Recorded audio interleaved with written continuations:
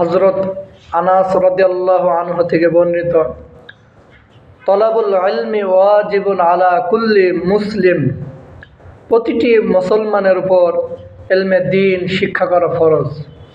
অর্থাৎ প্রত্যেকটি নর ও নারীর উপর ইলমে দ্বীন শিক্ষা করা ফরজ এবং সামাজিক জাগতিক ইলমও শিক্ষা করতে হবে। পাশাপাশি মানুষের সাথে আচার আচরণ, সৎ ব্যবহার, সামাজিক রাষ্ট্রীয়ভাবে অনেকগুলো বিষয় আছে, এগুলো যদি না শিখায়, মূর্খ মানুষের সাথে চলাটা যে কত কঠিন এটা মাঝে মাঝে বুঝে আসে।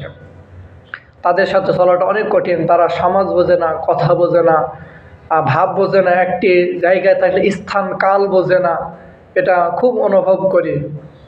তাই এগুলো আল্লাহ তাআলা এজন্য সকলকে এলেম শিক্ষা করতে হবে, দ্বীন শিক্ষা করতে হবে। আল্লাহ তাআলা কবুল করুন।